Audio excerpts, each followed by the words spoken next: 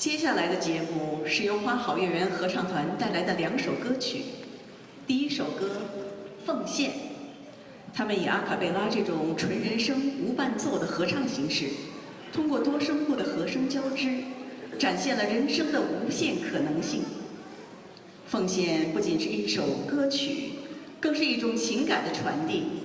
它让我们在纯净的人生中体会到音乐最本真的魅力。无论是柔美的低吟，还是激昂的高歌，每一个音符都充满了真挚的情感。The next performance is brought to you by the Moonflower Choir, who will present 2 songs. The first piece is Dedication. Using the a cappella style, a purely vocal and unaccompanied form of singing, they will showcase the limitless possibilities of the human voice through the interweaving of multiple vocal harmonies. Dedication is not just a song, it is a conveyance of emotion. It allows us to experience the purest charm of music through the unadulterated beauty of vocal harmonies. Whether through tender whispers or powerful crescendos, every note is filled with genuine emotion.